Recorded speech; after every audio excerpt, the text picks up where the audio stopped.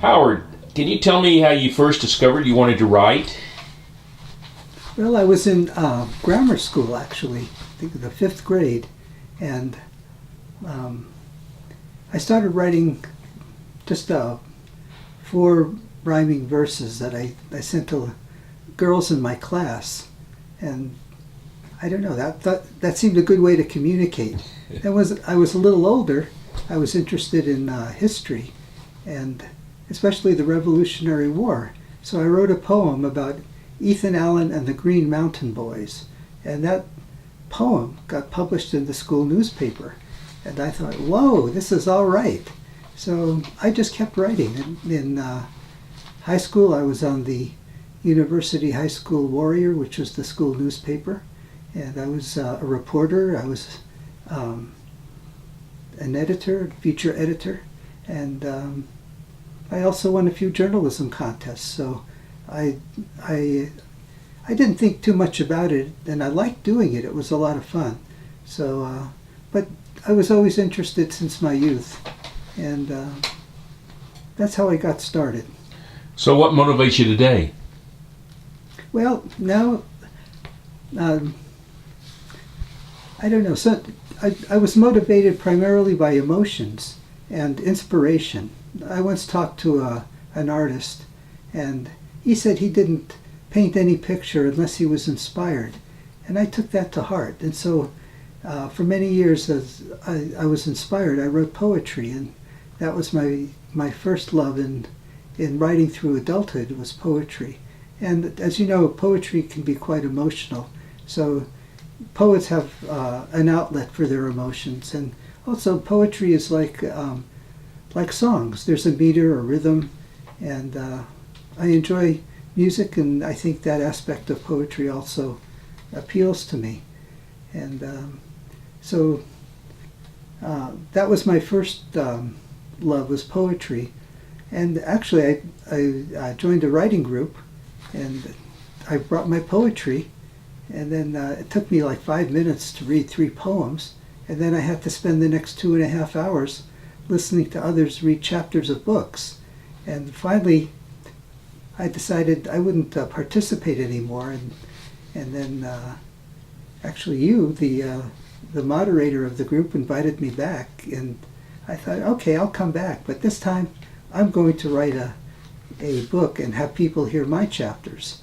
So I didn't know what to write about, and I thought about it, and I've always loved mysteries. I've loved Sherlock Holmes. I like Ian Fleming's books with James Bond, and I decided to write one as well.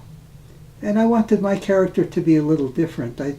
I always enjoy the characters I read about in others' books, but I wanted mine to be a little more reflective of the culture I grew up in. I'm Jewish, and so my character happens to be Jewish. You could tell by his name, Benny Goldfarb, Private Eye. So I don't mean him to be an object of what of a religion or anything, but he does have a sense of morality, and he does have relationships, which I thought were important. And that was something I never saw in a lot of the books that I read about detectives or mysteries. But my character was going to have a sense of morality and developing relationships. So, and also he was going to travel. I always liked travel, so I made my character travel. And the settings of my detective books right now are South and Central America. My first book, Benny Goldfarb, Private Eye, takes place in Los Angeles and Colombia. And the second book takes place in Argentina, Paraguay, and Brazil. And now I'm working on the third book in the series, and it takes place in the United States and Panama. So apparently I like South and Central America. I like the culture. I like the food. I like the sights and the people, all of it. So I do a lot of research in my writing. My stories, although they're fiction, they're well researched, and there is reality in it because the places are real. The things that happen in those places are real. And also the history of the place is real. So the reader gets a greater sense of place. And the food is real. I always like to have the local cuisine in there. I think it adds a little bit of spice to the cultural experience in my books. Well, certainly after you read one of your chapters in our reading group, I'm always hungry. Well, good. But your first book that you published was actually a children's book. Yes, that is correct. It's called We're All Nuts.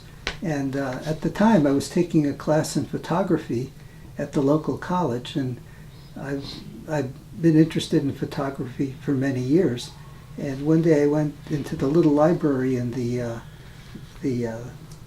community where I live, and I found a magazine, a photography magazine. And in the magazine was a story about a couple in Michigan who built a snowman out in the forest and took photos and made a children's book out of it. And that was called Stranger in the Woods. And I thought, what a great idea. And I was just learning how to use Adobe Photoshop. And since I liked writing, I said, why don't I do that? So I got a bag of nuts. I got a bag of peanuts and assorted nuts, and I made a story about a peanut. And I was photographing all the scenes on my kitchen counter with rolls of paper towel for the backdrop and lighting. I went out to Home Depot and bought light stands, and then I could use the Photoshop to humanize the characters, which added, I thought, to the appeal. But the story itself was about a peanut who discovers that he's not really a nut. He's a legume, and that changes his outlook about life. He prefers to be a nut. He thinks nuts are great, and peanuts not so much. And he was disappointed. And I think when we're children, or maybe even adults, many of us are discontent with who we are and would rather be something else or someone else. And that was this story. And so the peanut has to discover that who he thinks is better may really not be. And the friends that he has had before may be just as valuable as the friends he'd like to make.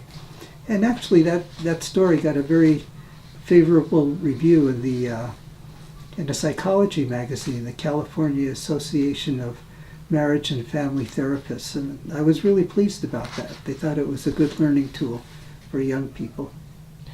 And you've already mentioned that you're working on your third book in the series, the Vinnie Goldfarb series. Where do you go from there? Well, I think I go to a fourth book because I think this character has more to go. Throughout the books, it's the relationship of two people, Vinnie Goldfarb and his love interest Rosa, develops from the beginning and then gets carried through, and it matures and develops. And I don't want to leave them stranded halfway through their relationship. So I feel an obligation to the characters to continue it as long as it takes to come to a plausible ending, and it may take several more books. Oh, okay, great. My one last question. What advice do you have for those young people who are writing their first books, or older people for that matter, who want to write their first books? Do you have any advice for them? Yes, I would say write about what you know and write about what you love, and use that as a starting point. Don't worry about the mechanics quite so much as the story. I've learned that in writing, if you don't have a good story, then it may not be so interesting to read. You can have good grammar, you can have good punctuation, but without a good story, people won't be quite so interested.